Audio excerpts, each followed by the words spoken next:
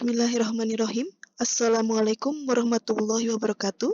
Perkenalkan, nama saya Sri Lestari Harja, peserta Latsar CPNS tahun 2024, Angkatan 27, dengan pendamping Bapak Dr. Andes Suhanda, MAP. Berikut, saya akan presentasikan tentang tugas manajemen ASN. Dalam tugas ini, saya mengangkat 5 isu yang sedang terjadi di prodi tempat saya bekerja, yaitu prodi multimedia. Isu pertama yaitu pembelajaran dalam jaringan atau daring mahasiswa program studi pendidikan multimedia belum optimal. Prodi multimedia sebagian besar melakukan pembelajaran berbasis dalam jaringan atau daring. Hal tersebut terjadi sejak awal terjadinya pandemi COVID-19. Sampai saat ini masih berlangsung lebih besar pembelajaran dalam jaringan dikarenakan ruang kelas yang kurang memadai, sedangkan mahasiswa yang sangat banyak. Sehingga pembelajaran dalam jaringan menjadi solusi sementara agar proses pembelajaran tetap berjalan. Tetapi pada prakteknya, pembelajaran dalam jaringan ini masih mengalami beberapa kendala, sehingga dalam proses pembelajaran dalam jaringan tersebut masih belum optimal. Dampaknya adalah materi pembelajaran tidak tersalurkan secara optimal. Lalu isu yang kedua, yaitu kurangnya pemahaman K3 atau keselamatan dan kesehatan kerja pada mata kuliah praktikum di lab Prodi Multimedia. Prodi Multimedia memiliki 4 laboratorium, yaitu lab komputer, lab pengembangan game, lab foto, dan lab audio-video.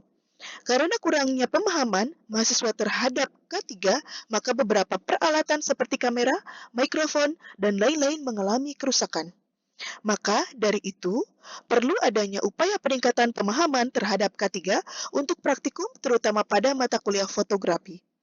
Yang diharapkan pemahaman tentang K3 dapat meningkatkan kesadaran akan keselamatan dan kesehatan kerja dalam mata kuliah praktikum foto. Sehingga bukan hanya praktikan yang selamat dalam bekerja, tetapi juga alat-alat praktikum pun aman tidak terjadi kerusakan. Dampak dari isu tersebut yaitu keselamatan mahasiswa tidak aman karena laboratorium multimedia sebagian besar menggunakan sumber daya listrik dan hal tersebut dapat membahayakan mahasiswa jika K3 tidak dipahami dan diimplementasikan. Peralatan seperti kamera rawan akan kerusakan. Lalu isu yang selanjutnya yaitu tingginya beban dosen terkait pembimbingan akademik di program multimedia. Kurangnya jumlah dosen di lingkungan program diploma pendidikan multimedia menjadikan beban dosen menjadi melebihi kapasitas. Jumlah mahasiswa program diploma pendidikan multimedia di Universitas Pendidikan Indonesia terdapat 400 siswa, sedangkan untuk dosen terdapat 7 dosen aktif dan 2 dosen dalam tugas belajar. Hal ini terjadi karena memang prodi pendidikan multimedia masih terbilang baru. Dampaknya yaitu kurang optimalnya kinerja dosen terkait dengan pembimbingan akademik. Lalu selanjutnya, kurang optimalnya lembar bimbingan skripsi. Program studi pendidikan multimedia rutin mengadakan sidang skripsi di setiap akhir semester. Pada tanggal 19 sampai 23 Agustus 2024, terdapat 30 mahasiswa semester 8 yang melaksanakan sidang skripsi. Dari 16 siswa yang diuji pada saat sidang, hanya 1 mahasiswa yang dapat menunjukkan lembar bimbingan skripsinya dengan lengkap dan teratur. Sedangkan yang lainnya masih belum lengkap bahkan tidak bisa menunjukkannya. Ini menunjukkan belum optimalnya penggunaan lembar bimbingan skripsi sebagai penyimpanan catatan-catatan bimbingan agar mahasiswa mengerjakan skripsinya dengan baik dan efektif serta optimal. Dampaknya yaitu kurang optimalnya hasil proses bimbingan. Lalu yang terakhir, kurangnya kesadaran dosen program studi pendidikan multimedia untuk pengarsipan instrumen pembelajaran. Pengarsipan instrumen pembelajaran dengan baik dan teratur seperti RPS, modul pembelajaran, modul praktikum dapat mempermudah program studi pada saat akreditasi. Pada program studi pendidikan multimedia sebetulnya sudah ada Google Drive untuk pengarsipan instrumen-instrumen tersebut, termasuk penelitian dan pengabdian dosen prodi multimedia. Akan tetapi belum sepenuhnya terisi sehingga pada saat akreditasi dosen-dosen tersebut terburu-buru untuk pengisian arsip tersebut. Hal tersebut membuat tidak optimalnya sistem pengarsipan dokumen-dokumen penunjang akreditasi dan juga penunjang pembelajaran. Dampaknya yaitu pengarsipan dokumen-dokumen pembelajaran dan dokumen penunjang akreditasi tidak teratur dan tidak terorganisir dengan baik. Kemudian, saya menganalisis isu-isu tersebut menggunakan analisis AKPL, yaitu aktual, kehalayakan, problematika, dan layak. Berikut tabel yang menjelaskan tentang analisis AKPL dari isu-isu tersebut.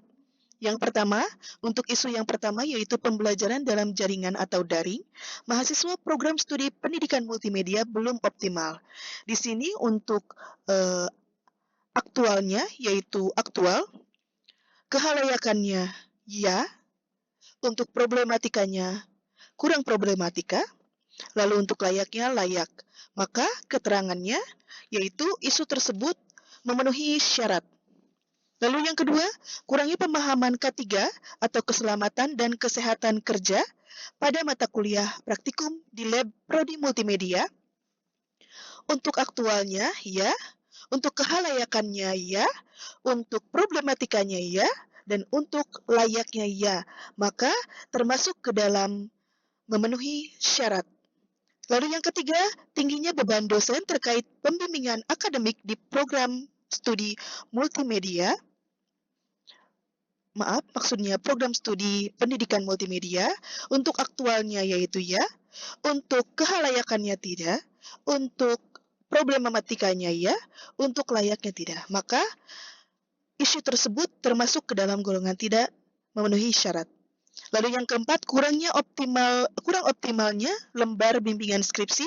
Untuk aktualnya ya, untuk kehalayakannya tidak, untuk problematikanya tidak, dan untuk layaknya ya. Maka termasuk ke dalam kategori tidak memenuhi syarat.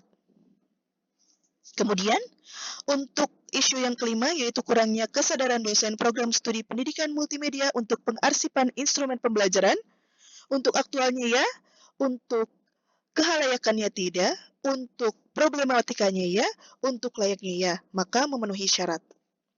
Lalu selanjutnya akan dianalisis dengan analisis USG, yaitu urgency, seriousness, dan growth. Di sini ada 3 isu yang sudah memenuhi AKPL-nya, yaitu isu yang pertama, kita langsung saja analisis dengan analisis USG, yaitu pembelajaran dalam jaringan atau daring mahasiswa program studi pendidikan multimedia belum optimal. Untuk urgensinya ini dengan nilai 3, untuk seriousness-nya dengan nilai 3, dan untuk growth-nya dengan nilai 3. Maka totalnya 9. Lalu kemudian untuk isu yang kedua yaitu kurangnya pemahaman K3 atau keselamatan dan kesehatan kerja pada mata kuliah praktikum di lab prodi multimedia, yaitu untuk urgensinya 4, untuk seriousness-nya 5, dan untuk growth-nya 4. Totalnya adalah 13. Kemudian yang ketiga, isu yang ketiga yaitu kurangnya kesadaran dosen program studi pendidikan multimedia untuk pengarsipan instrumen pembelajaran. Untuk urgensinya yaitu 4, dan untuk seriousness-nya ada 3, dan growth-nya ada 3. Jadi total ada 10, maka prioritasnya, perankingan atau pengurutan untuk prioritasnya, tingkat prioritasnya adalah sebagai berikut. Yaitu prioritas pertama, itu isu yang kedua yaitu kurangnya pemahaman K3, keselamatan dan kesehatan kerja pada mata kuliah praktikum di lab prodi pendidikan multimedia. Lalu untuk prioritas yang kedua yaitu kurang sadarnya dosen program studi pendidikan multimedia untuk pengarsipan instrumen pembelajaran. Dan untuk prioritas yang terakhir yaitu pembelajaran dalam jaringan atau daring mahasiswa program studi pendidikan multimedia belum optimal. Lalu kemudian saya ada mengusulkan untuk solusi dari isu yang dengan tingkat prioritas yang pertama, yaitu kurangnya pemahaman K3 atau keselamatan dan kesehatan kerja pada mata kuliah praktikum di lab prodi multimedia, yaitu yang pertama, itu pembuatan pedoman K3 dalam praktikum fotografi, lalu kemudian pembuatan video menggunakan dan memelihara kamera. Diharapkan solusi-solusi tersebut menjadi solusi yang terbaik untuk mengurangi tingkat kerusakan, kerawanan kerusakan dari peralatan praktikum dan terutama untuk keselamatan dari para praktikan. Sekian dan terima kasih. Wabillahi taufiq walhidayah. Wassalamualaikum warahmatullahi wabarakatuh.